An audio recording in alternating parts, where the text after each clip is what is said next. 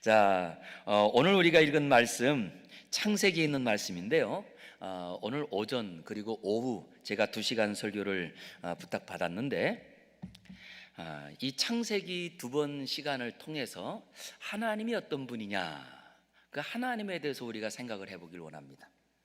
그런데 하나님을 생각하기 위해서 제일 먼저 우리가 알아야 될 것은요, 내가 누구냐 라고 하는 것을 알수록 하나님이 커 보입니다.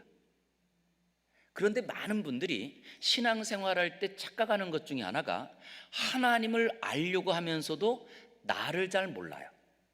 그랬더니 어떤 분은 하나님 옆자리에 자기를 두기도 하고요, 어떤 분은 하나님 꼭대기에 올라가려고 하거든요. 왜? 그 이유는 뭐냐 하면 하나님을 우리가 더 정확하게 알려면 내가 누군지 알아야 됩니다. 저는 먼저 오늘 이 기도원에서 기도하다가 내가 어떤 존재였는지, 그리고 내가 정말 어떤 은혜를 받았는지 그것을 먼저 발견하는 이 시간 되기를 주의 이름으로 축복합니다. 그랬더니 나라고 하는 것을 내가 다 볼 수 있겠지만 성경에 보니까 우리 사람을 소개했어요. 야고보서 3장 2절에 이렇게 말합니다. 우리가 다 실수가 많으니 만일 말에 실수가 없는 자라면 온전한 사람이라. 그러면 이 말씀은 우리 사람 중에 온전한 사람이 있다는 겁니까? 없다는 겁니까? 없다는 거예요. 내가 아무리 바르게 살고 정확하게 살고 그리고 또한 나는 정말 착하게 선하게 살려고 해도 그래도 사람은 다 실수가 있는데 그 실수 중에 제일 많은 실수가 말의 실수라는 거예요. 그리고 보았더니 우리 여기 계신 분들 어떠십니까? 말의 실수 지금까지 나는 한 번도 말 실수한 적이 없어, 그런 분 계신가요? 그랬더니요, 사실 우리는 말 실수를 제일 많이 하는 사람이 있습니다. 누구에게 제일 많이 할까요? 먼저 나와 함께 같이 사는 부부관계에서.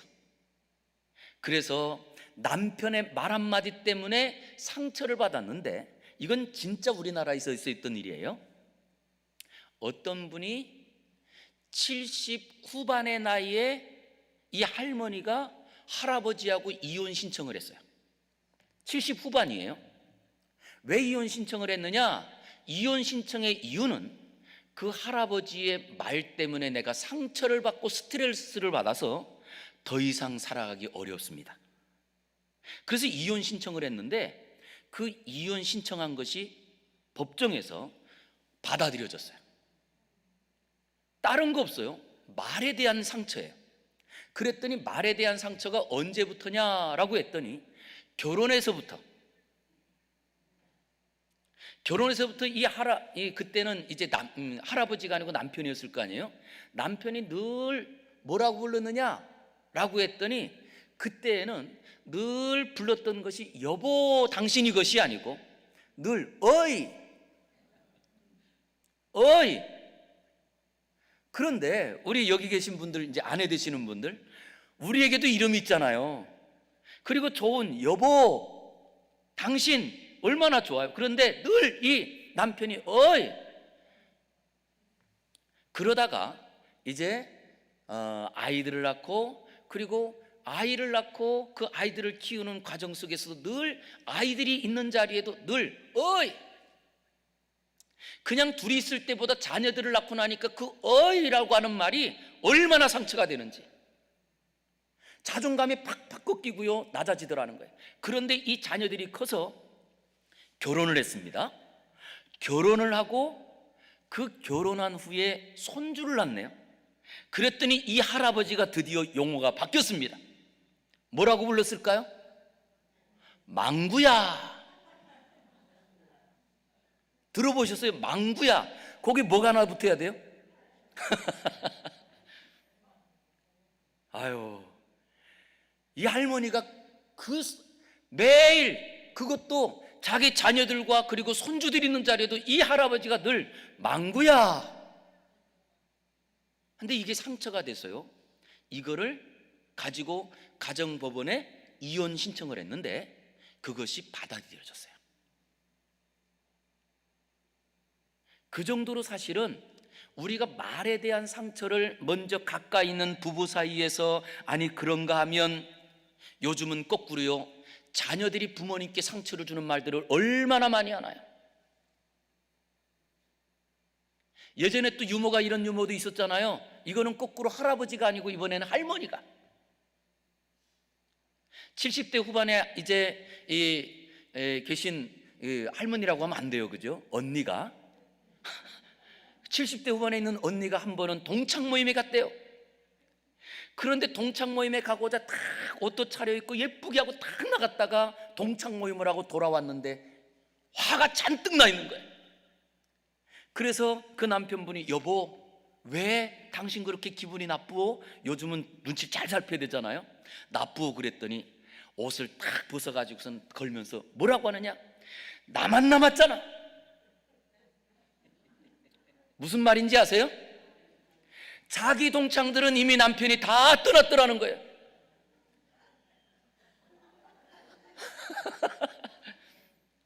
그러면서 이 아내가 하는 말이 나만 남았잖아. 이 할아버지가 얼마나 상처가 되겠어요. 사실 같이 살 때는 혼자 있을 때는 먹고 싶을 때 먹고 자고 싶을 때 자는데 같이 계시는 동안에는 어때요? 그래서 오죽하면 집에서 제일 인정받는 남편이 누구냐? 영식이래잖아요. 집에서 밥을 안 먹는 남편. 예? 제일 미운 남편 누구요? 아시네. 그런 말 하면 안 된다니까요. 근데 이게 우리도 모르는 사이에 이미 누구하고요? 가장 행복하게 살아야 될 그리고 가장 가까운 남편과 아내 사이에 말로 주는 상처들이에요. 거꾸로 아닌가요? 여보 내가 동창회 나갔더니 내 친구들은 다 남편이 떠났는데도 지금까지 나하고 이렇게 같이 지내줘서 고마워. 그럴 때 이 남편이 내가 더 건강해야지 이런 마음이 들지 않을까요? 그런데 나만 남았잖아 라고 할 때 이 남편의 마음이 어떻겠어요? 그런데 이렇게 우리의 삶 속의 은연중에 우리가 말에 실수를 하는데요, 거꾸로 이번에는 자녀들이 부모님에게 말에 실수를 하기도 하고 그리고 학생들이 선생님에게 실수하는 일들이 너무나 많고 우리의 삶 속에는요 이런 관계 안에서 말의 실수가 얼마나 많은지 몰라요. 그런데 실수를 하는 것은 당연하죠. 아니 이건 당연한 일이에요. 누구나다. 그런데 중요한 것은 그 실수한 것을 어떻게 해결하느냐에 따라 그 사람이 참 좋은 사람으로 드러나기도 하고 거꾸로 그 사람의 인격이 바닥난 것을 보여주기도 합니다. 저는 오늘 실수를 바꾸시는 하나님에 대해서 소개하고자 합니다. 실수를 바꾸시는 분이세요. 그 대표로 오늘 우리가 정한 사람이 있는데 그 모델이 믿음의 조상이라고 하는 분이에요. 우리는 믿음의 조상 그러면 아브라함이라고 하는 이분은 정말 믿음이 너무나 좋아서 하나님의 복을 받고 100세에도 아들을 얻고 그리고 또한 하나님께서 그 아들을 통하여서 나라를 민족을 세우고 하나님의 뜻을 이런 분으로 기억하지만 그런데 성경을 읽어보면 믿음의 조상이었던 아브라함이 얼마나 실수투성이였는 줄 아느냐라고 하는 걸 우리에게 알려줘요. 그래서 성경을 자세히 읽을수록요 실수가 많고 그리고 또한 부족한 것이 많은 분들이 오히려 위로가 되고 용기를 얻는 성경이 바로 우리가 읽는 하나님의 말씀 이 성경이거든요. 그랬더니 믿음의 사람 아브라함의 실수의 사건을 우리에게 소개하는 하나의 스토리가 좀 길어요. 어디서부터 출발하느냐라고 했더니 하나님께서 창세기 12장에 보면 아브라함을 부르시면서 아브라함아 내가 너로 큰 민족을 이루게 해주겠다. 내 씨로 복의 근원이 되게 하고 내가 가는 곳마다 너를 축복하는 사람은 내가 복을 내리고 너를 저주하는 사람은 내가 저주하리라. 그래서 이 아브라함이 하나님의 말씀을 따라 이 말씀이 얼마나 좋았으면 그 말씀을 따라 자기의 고향 자기의 아버지의 터전을 떠나 말씀을 따라가요. 그것이 저와 여러분의 모습인 줄 믿습니다. 우리도 이 자리에 있는 이유 우리가 하나님을 섬기는 이유 말씀을 보았더니 그 말씀의 은혜가 얼마나 큰지 이것만 이루어지기만 하면 내 삶은 변합나요? 그래서 우리가 신앙생활 하지 않나요? 어떤 분들은 그래요. 나는 하나님께 바라는 것이 없지만 내가 하나님 신앙생활한다고. 그럴 때 저는 땡 그래요. 사실은요, 바라는 게 없으면 열정이 없어요. 어떤 분들은 그런 말 합니다. 신앙생활하는데 교회 갔더니 하나님께 복을 달라고 한다고. 그래서 기복신앙은 잘못된 거다. 여러분, 복은요 하나님만 주시는 거예요. 그렇기 때문에 세상 사람들이 뭐라고 해도 나에게 복 달라고 기도하는 성도가 되기를 원합니다. 저는 이 시간에도 올라온 우리 모든 성도님들이 하나님의 복을 받아 실수도 바꾸시고 약한 것도 바꾸시고 부족한 것도 바꾸시는 은혜가 있기를 주의 이름으로 축원합니다. 그런데 이 아브라함이 그렇게 해서 출발할 때 나이 75세였잖아요. 이제 이 75세의 나이에 하나님의 말씀을 주셨고 그 말씀을 따라 내가 가기만 하면 그러면 하나님께서 그 말씀을 이루어 주실 줄 알았던 거예요. 그래서 자기의 고향 하란을 떠나서 이제 갈대우르에서부터 출발했죠. 그 다음 하란에서 여기까지 오려면 가나안 땅까지 아무리 빨리 와도 한 달 이상이 걸려오는 자리거든요. 그런데 가나안 땅에 도착을 했습니다. 그리고 여호와의 이름을 부르며 하나님의 그 이름을 부르며 예배를 드리는데도요, 약속을 한 것이 이루어지지 않아요. 그 약속을 한 것이 이루어지지 않을 때 창세기 15장 8절, 창세기 15장 12장에 부른 하나님이 15장에 오는 동안도 이루어지지 않아요. 그래서 창세기 15장 8절 여러분들 찾고 제가 읽어드릴게요. 아브라함이 이르되 주 여호와여, 내가 이 땅을 소유로 받을 것을 무엇으로 알리까? 하나님께서 내가 내게 땅을 주리라, 내가 내게 아들을 주리라 하나님이 약속하셨는데 아버지, 아들은 고사하고 이 땅에 들어와 보니 이 땅에 살고 있는 주인들이 있네요. 그런데 내가 이 땅을 하나님께서 내게 주셨다는 것을 무엇으로 알까요?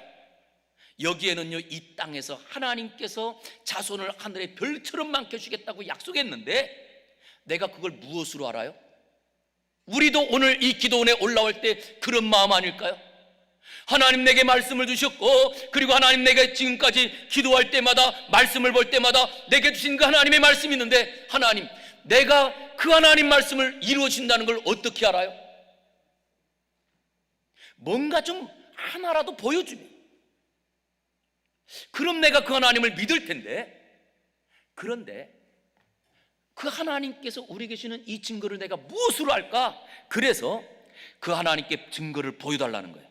저는 우리 성도님들에게도 이런 믿음의 조상이잖아요. 그러면요, 성경에 기록되어 있는 이야기는요, 우리도 아브라함처럼 하라는 거예요. 그래서 우리 성도님들, 내가 기도할 때 하나님 증거를 보여달라고 뻔뻔하게 당돌하게 하나님께 기도할 수 있는 그런 은혜가 있기를 바랍니다. 어떤 분들은 그런 말씀하세요. 내가 잘못한 게 많은데 내가 뭘 하나님께 달라고 하겠어요.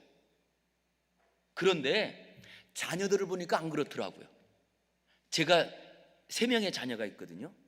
벌써 이제는 애들이 커서 막내가 이제 대학교 4학년인데, 근데 둘째가 아들이에요. 이 둘째가 초등학교 다닐 때 한 번은 아내는 집에 없고 저 혼자 있었어요. 그때 이 아이들이 3명 다 이제 이 초등학교를 다닐 때예요. 저희 아이가 첫째 이 2살 텀이라 5살, 3살, 1살. 그러니까 초등학교를 3명이 다 다닐 때인데, 중간에 있는 아들놈이 한 번은 학교 갔다 와가지고 제가 집에 있었어요. 집에 있는데 문을 착 열고 들어오면서 신바람 나서 들어오면서 엄마 나왔어 그래요. 그래서 엄마 없어 그랬더니 이 아들이 하는 말이 에? 그러더니 아무도 없네? 나는 뭐예요?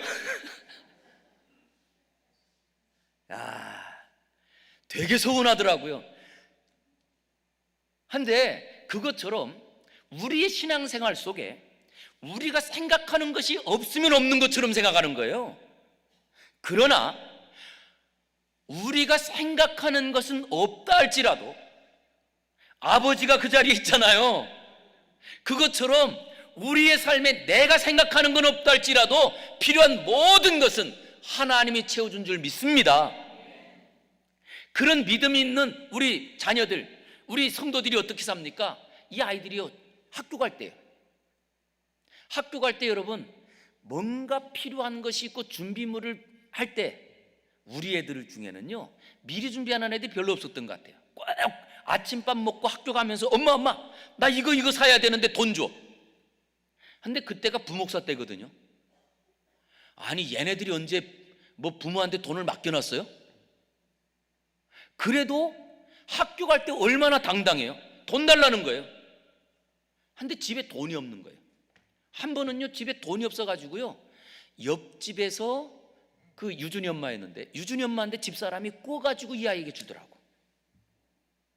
그 정도로 자녀라고 하는 이 특권은요, 우리가 하나님께 내가 잘못한 것이 있고 학교 가서 공부를 못해도 그래도 내가 자녀라고 하는 이 특권 하나가 아버지한테, 아버지 약속한 거 언제 주실 거예요? 무엇으로 증명해 주실 거예요?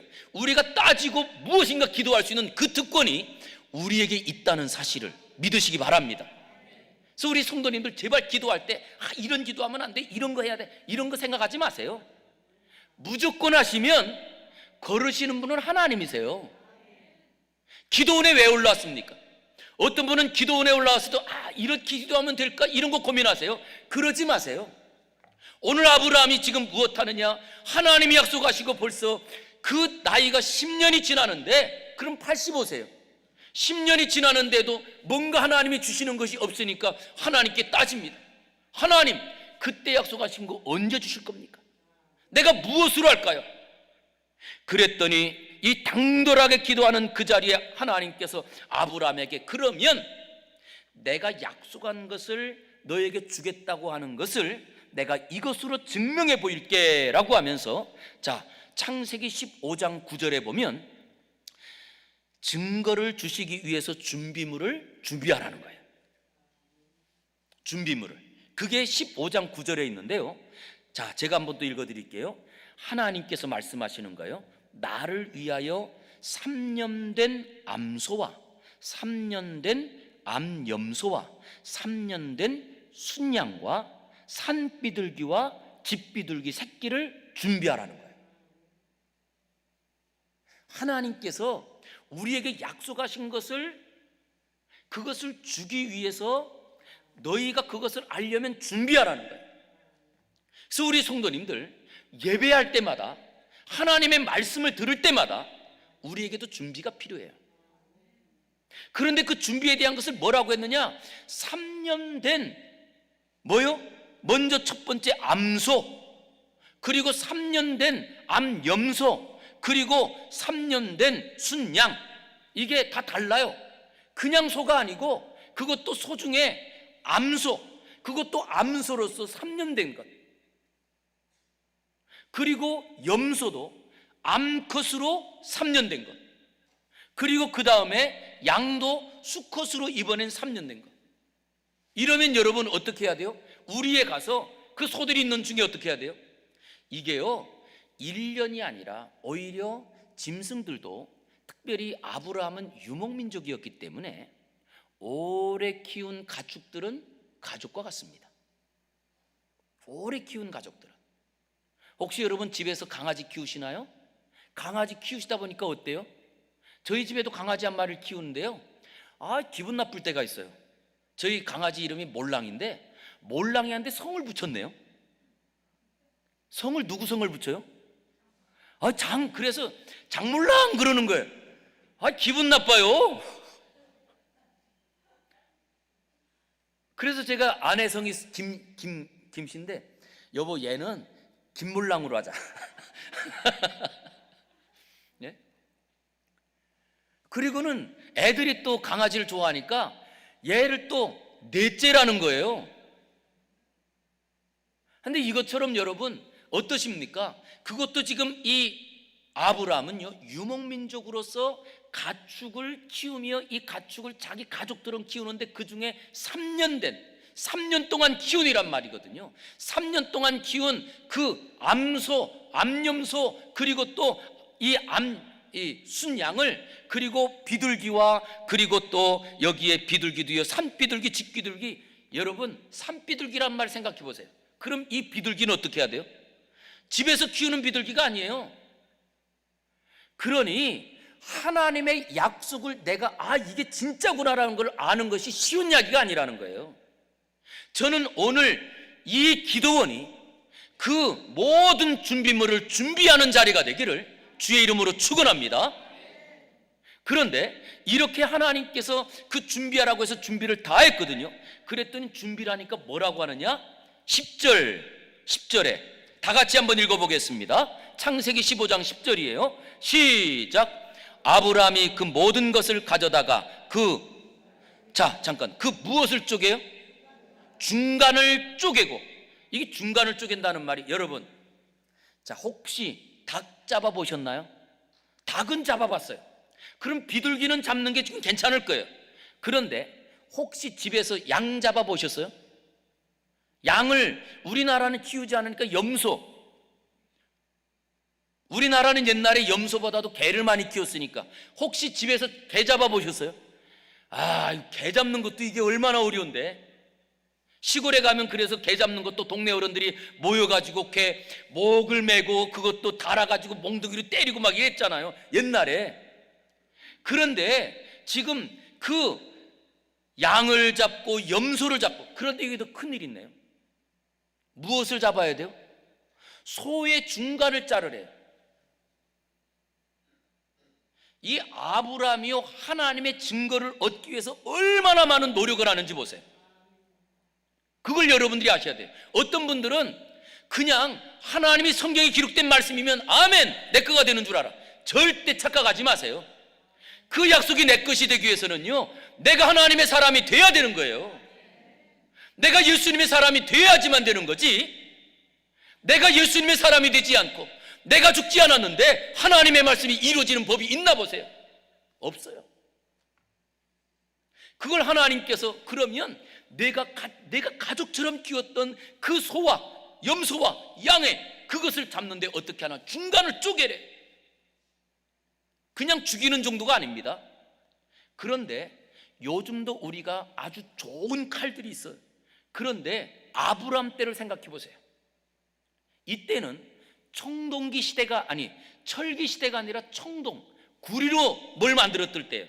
그럼 여러분, 구리로 만든 도구를 가지고 소의 갈비뼈를 끊고 쪼개려면 어떨까요? 이거는요, 우리가 지금 짐승 잡는 것보다 몇십 배 어려운 거예요. 그런데 그것을 쪼갰습니다. 그럼 쪼갤 때마다, 짐승을 잡고 쪼갤 때 바닥은 어떻게 됐어요? 완전히 그 바닥이 피바다예요. 피바다. 소 한 마리도 아니고 염소 한 마리도 아니고 양, 염소, 소 다 잡았으니까 완전히 피범벅된 자리에 거기에 짐승들을 중간을 쪼개요. 그 중간을 쪼개요. 그것을 쪼갠 것을 마주대 놨어요. 그랬더니 여러분, 피냄새가 나면 뭐가 와요? 새들이 날아옵니다. 그래서 그 새는 쪼개지 않았지만 그것을 쪼개놓고 지금 기다려요. 근데 이게 어떤 이야기냐 하면, 아브라함 당시에 하나님께서 아주 중요한 것들을 계약할 때 계약 방법이 짐승을 중간을 쪼개는 거예요. 그럼 중간을 딱 쪼개놓으면, 그럼 이제 살아있던 짐승을 가운데를 잘라서 딱 쪼개놨으니까 가운데 길이 생기잖아요. 그 길에 바닥엔 피가 있습니다. 여기에 두 사람이 이렇게, 이제 목사님 계시면 목사님하고 같이, 그래서 두 사람이 손잡고 거기를 걸어가면서 내가 어느 땅은 너에게 줄게.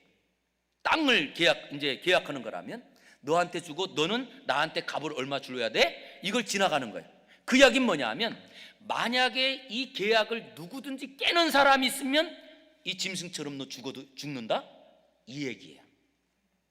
이 계약에 대한 이야기거든요. 그래서 실제로 이 이야기에 대한 것이 어떤 이야기로 발전되냐 하면, 실제로 하나님께서 아브라함에게 증거를 보여달라고 했더니 하나님께서는 아브라함에게 사람의 방법으로, 그 당시에 가장 확실한 방법의 계약 방법처럼, 하나님이 그것도 짐승 하나가 아니라 소와 염소와 양, 그것은 그 당시에 그 집에서 종류대로 키우는 모든 종류를 다 쪼개서 그걸 나누고 하나님께서 약속하시는 거예요. 이 말은 내가 너하고 약속한 것은 어떻게 한다는 거예요? 반드시 지킨다. 그러게 지금도 여러분들이 하나님의 말씀을 내 귀로 들었잖아요.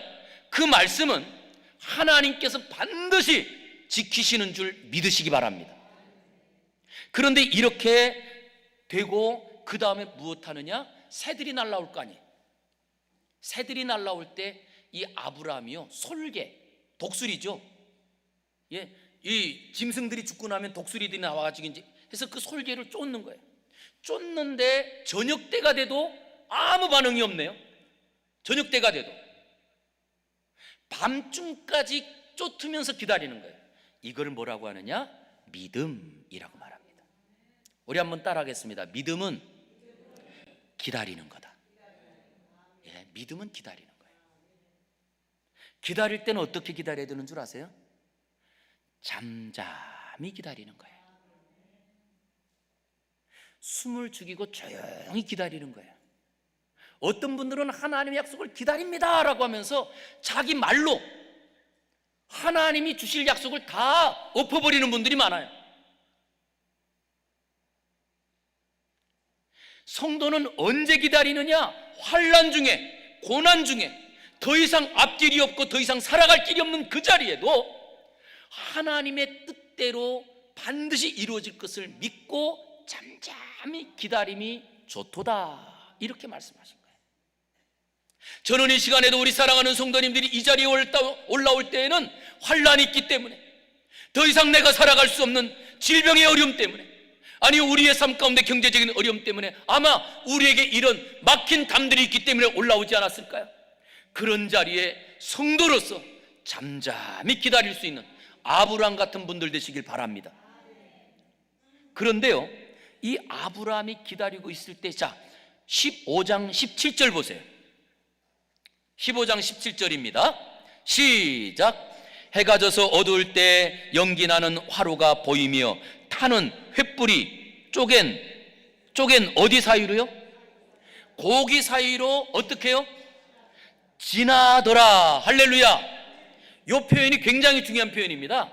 이게 신학적으로요, 신현현 표현이에요. 지나가시다. 그래서 언제도 지나가시려고 하느냐 라고 했더니, 야곱이 천사와 씨름할 때에 그 천사가 나로 지나가게 하라, 이런 말을 하거든요. 이것이 바로 하나님께서 천사가 아니라 하나님이 야곱과 씨름했다라고 하는 그 증거가 되는 것이 지나가더라라는 표현이에요. 그런데 이 지나가더라라는 표현은요, 이것은 하나님께서 이 땅에 우리 사람의 모습에 사람의 그 환경 속에, 인간의 역사 속에 나올 때마다 지나가시더라, 이 표현을 쓰거든요. 그런데 여기에 원래는, 자 짐승을 쪼개놨으면 어떻게 지나가야 돼요? 아브라함과 하나님이 손잡고 지나가는 자리에 하나님은요, 아브라함은 그냥 두고 혼자 지나가세요. 일방적인 약속이라는 거예요. 이건 어떤 약속이냐? 내가 어떻든지, 내가 지키든지 안 지키든지 내가 말한 것은 내가 지켜. 이게 하나님이에요. 그래서 우리 성도님들 제발 먼저 알아야 될 것이 하나님이 누구시냐는 걸 알자는 거예요.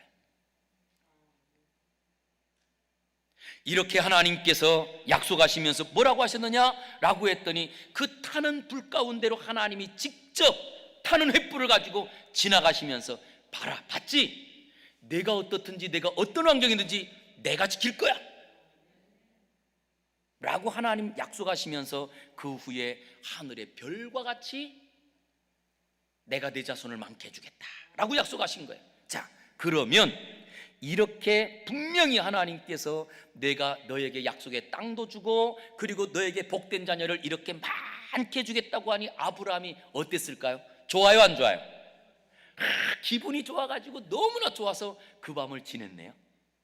그 밤을 지내고 이제 그러면 하나님이 약속했으니까 뭔가 나타나야 되지 않겠어요? 그런데 여러분, 이런 거잖아요. 기도원에 가서 우리가 기도원에서 열심히 기도하고 성령 충만도 받고 이제 하나님께서 내게 반드시 이루어줄 거야, 내가 확실히 증거도 받았어. 그리고 집에를 갔더니 집의 상황이 똑같네요. 이 아브라함이 그래요. 환경이 변한 게 1도 없는 거예요. 아니, 증거를 줬으면 뭔가 변해야 되는데. 그때 오늘 우리가 이제 이 읽은 본문에 대한 이야기인데요, 그때 사라가 뭐라고 하냐면, 아내 사라가, 여보, 하나님이 분명히 약속을 했는데 그 약속은 나를 통하여 자식을 주시겠다는 건 아닌 것 같아. 그러니 나는 이제는 지금까지 기다렸는데 안 됐잖아, 자식이 없잖아. 그러니 내 몸종 하갈을 통해서라도 아들을 낳으면 나는 그 아들을 내 아들로 받아들일 거야. 어떠세요? 괜찮죠? 이게 사람이에요. 우리가 신앙생활하는 자리에도 이런 이야기가 너무나 많습니다. 그래서 아브라함이 얘기를 들어보니까 하나님도 분명히 계약관계 가운데 우리의 인간적인 방법 안에서 하나님이 그 사람들의 계약 방법으로 하나님이 계약도 해주셨는데, 그러면 지금 사람들의 방법처럼 내 아내가 아니라 아내의 몸종이면 그 사람도 아내에 속해 있는 거니까 라고 생각을 바꿔버립니다. 그리고는 아내의 말을 듣고 그리고 인간적인 방법을 따라서 그 하갈과 함께 동침하여 아들을 낳습니다. 오늘 배경이 여기까지예요. 지금 제가 여기까지 설명드린 중에, 이 하갈과 동침했다고 하는 것은 아브라함의 잘한 일입니까? 실수입니까? 실수예요. 그런데 그 실수를 하나님의 약속을 받고 하나님의 그 증거를 받고도 실수하더라는 거예요. 그래서 우리 성도님, 여기에는 아마 우리 목회자들도 올라와 있겠지만, 그러나 우리 성도님들도 있을 거예요. 어떤 분들은 그런 말씀하세요. 목사님이 강대상에서 어떻게 그런 실수할 수 있냐고. 아브라함은요, 자기 두 눈으로 하나님의 살아계신 증거와 약속을 다 보여주었는데도 그것을 보고 나서도 실수해요. 그렇기 때문에 사람은 누구나, 성령 충만한 사람들 실수하고요, 은혜 받은 사람들 실수하고요, 하나님의 능력을 받은 사람도 실수한다는 사실을 꼭 마음에 알고 계시기 바랍니다. 그렇기 때문에 사람이에요. 실수 안 하면 사람이 아니에요. 그래서 우리 이런 말 하잖아요. 실수 하나도 안 하고 살아가는 사람 보면서 뭐라고 해요? 저 사람은 인간미가 없어. 예? 실수해야. 그래서 우리가 실수한다는 말을 다른 말로 바꿔서 말해요. 유두리가 있다고. 예? 유두리가 있다고. 근데 이 말은요, 좋은 말이 아니에요. 실제 우리는 하나님 말씀에 그렇다면 아멘 그리고 걸어가야 될 사람인데, 그런데도 불구하고 그렇지 못한 자리에 이 아브라함이 결국 우리의 생각대로 하나님의 판단을 바꾸어서, 그래서 결국 하갈을 통하여 이스마엘을 낳은 거야. 자, 이제 우리 여기서 한번 생각해 보겠습니다. 사람이 한 번 거짓말하면 두 번 거짓말하기가 쉬워요, 어려워요? 쉬워요. 실수도 한 번 실수하면 두 번 실수하는 게 쉬워져요. 그죠? 근데 이 실수를 했는데 하나님의 말씀을 들어야 될 이 아브라함이 자기 아내 사라의 말을 듣고 한 번 실수해서 하갈의 몸에 들어갔는데 그 하갈이 임신을 해버렸네요. 그런데 임신을 하는 순간 하갈이 자기가 자기 여주인도 못한 일을 자기가 한 거예요. 그러니 자, 교만이 그 마음속에 쏙 들어가지 않겠어요? 그랬더니 거꾸로 이 여종이 여주인 행사를 하는 거예요. 아이고 배가 불러오는데, 그러면서 오히려 자기 여주인을 학대를 무시를 하고, 그리고 또한 그 멸시하기 시작하는 겁니다. 이것이 보통, 이거는요, 사람은 다 그래요.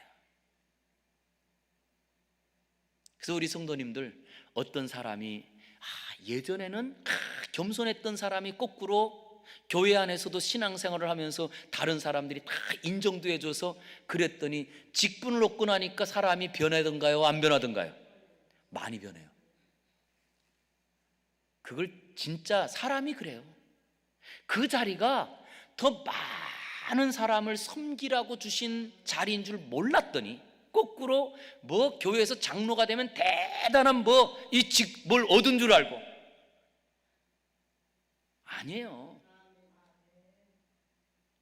지금보다 더 겸손하게 섬기라고, 예수님처럼 섬기라고 주신 자리잖아요. 그런데 거꾸로 오늘도 이 하갈을 보세요. 하갈은 자기 여주인의 배려로 그 자기 주인님과 동침하게 된 얼마나 은혜를 입은 거예요. 그런데도 불구하고 임신했더니 사람이 변해버린 거예요. 사람이 변해버린 거예요. 그것처럼 우리의 모든 이 사람 모습은요, 언제 변하느냐 꼭 기억하세요. 세속적인 생각이 들어가면 변합니다. 그래서 여러분들이 제발 교회 안에서도 직분자를 세우거나 뭔가 할 때요, 사람의 방법은 절대 들어가면 안 돼요. 사람의 방법이 하나라도 들어가면 변해버려요. 우리 여러분 음식도 어떻습니까? 음식이 다 변하는 게 아니에요. 그런데 그 음식에 상한 거 하나만 들어가면 다 변해버리는 거예요. 그래서 우리가 기도할 것은요, 교회를 세울 때도요, 인간의 모습이 단 하나도 안 들어가게끔 우리가 노력해야 됩니다. 이게 굉장히 중요하거든요. 그것은 내 마음도 그래요. 우리 성도들의 마음이 변질되는 것은 내 마음 안에 주님을 향한 마음과 세상을 향한 마음이 같이 있기 때문에 변하는 거예요. 그랬더니 이 하갈이 변하죠. 하갈이 변하는 그 자리에 오히려 몸종의 주인 행사를 보면서 이것을 보니까 사라의 마음이 억장이 무너지잖아요. 자기가 임신 못하는 것도 억울한데, 자기가 마음을 넓게 써가지고 자기 몸종에게 아들을 낳으면 그 아들을 내 아들로 인정하려고 했더니 거꾸로 이 몸종이 주인 행세를 하는데, 그러니 누구를 괴롭혀요? 이 사라는 남편을 괴롭히죠. 당신 때문에 그렇다고. 아니, 누구 때문에 그래요? 자기 때문에 그렇지. 자기가 기다리지 못하고 본인이 남편에게 여보, 하갈을 통해서라도 아들을 얻으면 그 아들을 내 아들이라고 말했던 사람이 누구예요? 그런데도요, 그 몸종에게요, 이 멸시를 받으니까 누구를 괴롭히느냐? 거꾸로 아브라함을 바가지 긁어요. 당신 때문에 그렇다고.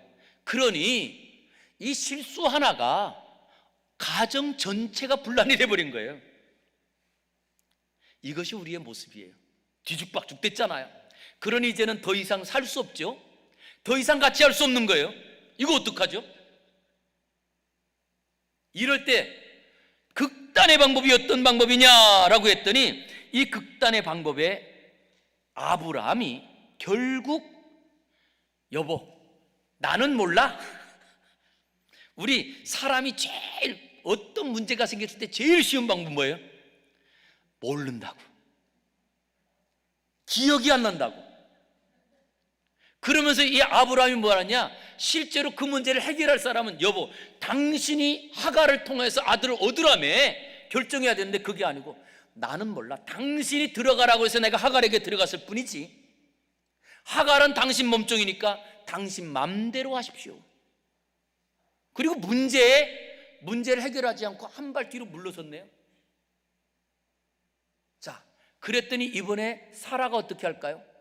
이제는 이 집의 주인이 나야. 그리고는 거꾸로 그 하갈을 학대하기 시작하는 거예요. 견디다 못해서 이 하갈이요 집을 나가버려요. 생각해 보세요, 여러분. 차라리 사라가 하나님 약속하셨으니 기다립시다. 그리고 묵묵히 기다렸더라면 이 가정에 이런 상처와 아픔과 그런 고통의 과정이 있어요, 없어요? 없잖아요. 혹시 지금 겪고 있는 고통과 아픔이 내가 사라가 되어서 인간의 방법대로 하려고 했던 것 때문에 그렇지 않으신가요? 저는 우리 성도님들이 오늘 이 자리에서 꼭 기도하면서 내 자신을 볼 수 있었으면 좋겠어요. 하나님은 변한 분이 아니세요. 하나님은 약속한 것을 반드시 이루세요. 그런데 왜? 아니, 우리의 환경 가운데 마치 코로나도 있고 아니면 경제적으로 질병이 올 수도 있지만 그런 것 때문에 내 영적인 문제까지 어려워지고 오히려 가정에 풍비박산나고 어려워지느냐? 마치 이 사라와 같은 모습이 나에게 있지 않았을까? 인간적인 모습으로 해결하려고 했던 그 이야기, 그것을 따라서 누군가 했던 그 인간적인 모습대로 사람의 방법대로 하려고 하던 그것을 따라갔던 아브라함의 모습이 혹시 지금의 더 아픔을 만들고 지금의 이 어려움을 만들지 않았을까? 그래서 결국 이 하갈이 도망갔단 말이에요. 그런데 그렇게 도망간 자리에 그때 우리 하나님은 그 도망간 하갈까지도 내버려 두시지 않는 분이 우리 하나님이세요.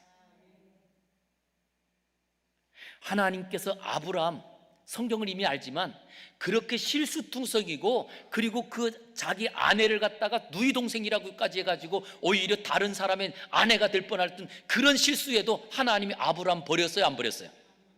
안 버렸죠. 자, 그러면 지금 이 하갈의 집을 나가게 된 것도 누구 때문이에요?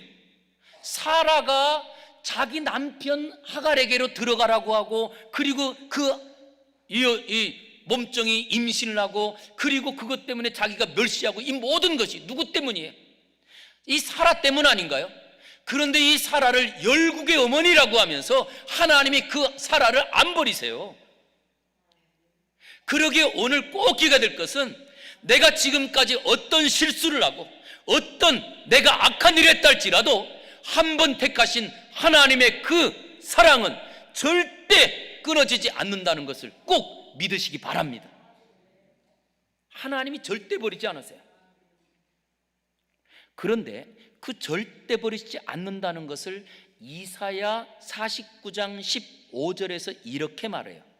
이사야 49장 15절인데요, 한번 제가 읽어드리겠습니다. 여인이 어찌 그 젖 먹는 자식을 잊겠으며 자기 태에서 난 아들을 긍휼히 여기지 않겠느냐? 그들은 혹시 잊을지라도 나는 너를 잊지 아니할 것이라. 여기서 나는 누구예요? 하나님. 여인이 젖 먹이는 자식을 잊어버릴 수 없는 것처럼 자기 태에서 난 아들을 그가 어떤 잘못을 해도 그를 품어주고 긍휼히 여기는 것처럼, 아니 혹시 그들이 자기 아들을 잃고 그 자기 아들을 미워한다 할지라도 하나님은 우리를 미워하지 않고 절대 잃어버리지 않고 포기하지 않으신다는 거예요. 그래서 우리가 하나님을 알 때 꼭 필요한 것이 나예요. 그런데 내가 누구냐라고 했더니 실수투성이인 나, 교만하고 교만한 나, 부족하고 어리석은 나. 그래서 하나님의 은혜를 받을 수 없고 하나님의 사랑과는 관계가 없는 나. 그런데도 하나님은요, 우리를 잊지 않고 우리를 버리지 않으신다는 거예요. 그랬더니 실제로 어떻게 하셨느냐? 이제 창세기 16장 9절로 한번 가보겠습니다. 하갈이 도망갔어요. 나는 더 이상 이렇게 못 살아. 그리고 하갈이 집을 나갔거든요. 그런데 집을 나간 자리에 누가 찾아가느냐? 창세기 16장 9절 보세요. 읽겠습니다. 시작. 여호와의 사자가 그에게 이르되 내 여주인에게로 돌아가서 그 수하에 무엇하래요? 복종하라. 누가 찾아갑니까? 자기 여주인도 안 찾아가고 자기 남주인이지만 이제는 남편이 된 이 아브람도 안 찾아가요. 그런 자리에 하나님께서 사자를 보내더라는 거예요. 그래서 오늘 이 자리에 혹시 홀로 올라오시고 가족 몰래 올라오신 자리에 아무도 찾아오지 않는다 할지라도 하나님이 찾아온다는 사실을 꼭 기억하시기 바랍니다. 그랬더니 지금 이 여호와의 사자가 찾아와서 뭐라고 하시느냐라고 했더니, 야 하가라, 네가 얼마나 힘든지 내가 알아. 그러니 내가 복수해 줄게. 이러면 얼마나 좋겠어요? 복수해 줄게. 아니 내가 그 집보다 더 좋은 주인 만나게 해줄게. 이러면 얼마나 좋겠어요? 그런데 하나님의 사자가 나타나서 하갈에게 한 말은 뭐예요? 여주인에게로 돌아가라는 거예요. 아니 돌아가는 정도가 아니에요. 내가 돌아가면 이제부터는 내 신분을 바꾸어서 이제는 그곳에서 이제는 편하게 살려줄게, 이게 아니에요. 그 수하에서 복종하라는 거예요. 여러분, 하갈이 이 이야기를 듣고 이게 복음의 이야기예요? 아니면 고통의 이야기예요? 생각해 볼 때에는 고통의 이야기 같아요. 내가 싫어가지고 나온 그 집에 또 들어가라고요? 예? 내가 죽으면 죽었지 하나님, 나 거기 못 들어가요. 그랬으면 하갈도 그리고 이스마엘도 아마 굶어 죽든지 목말라서 죽든지 죽었을 거예요. 그런데 하나님께서 이 여인이 살고 그 아들이 사는 방법을 알려준 거예요. 그게 무엇이냐? 내 주인에게로 돌아가라. 그리고 그 여주인에게 복종하고 살아라.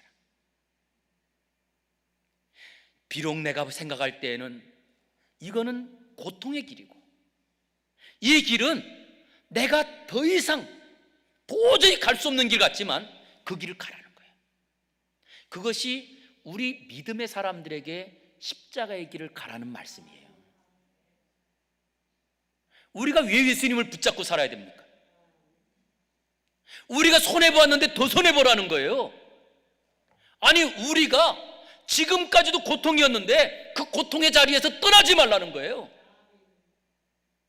아마 이 시간에도 우리 사랑하는 성도들 중에 내가 이제는 지옥 같은 가정이라서 내가 이런 환경에는 못 살아, 그래서 기도원 올라오신 분도 계시지 않을까요? 그런데 오늘 주는 말씀이 뭐라고 하냐면 다시 그 자리로 돌아가라는 거예요. 왜요? 이유는 그렇게 돌아가라고 하는 그 자리에 참 신기한 거는요, 이 하갈이 몸종이지만 하나님의 말씀을 듣고 돌아갈 때 성경에 보니까 이 사라가 다시 학대했다는 기록이 성경에는 없어요. 기록을 안 한 거 보니까 아마 하갈이 그렇다고 해서 이 사라가 그 다음부터 집 나갔던 여종이 돌아왔다고 기뻐하지만은 않았을 것 같아요. 그랬다 할지라도 견딜 수 있었던 것 같아요. 우리가 하나님의 말씀을 기억하고 우리의 삶의 자리로 돌아가면요, 어떤 고통이 있어도 견딜 만한 고통이요, 모든 것을 이길 수 있는 힘을 하나님이 주시더라는 거예요. 그래서 저는 우리 성도님들이 여기서 은혜 받고 나의 가정으로, 나의 터전으로 돌아가서 그곳에서 어떤 고난이 있어도 하나님과 넉넉히 이기는 은혜가 있기를 원합니다.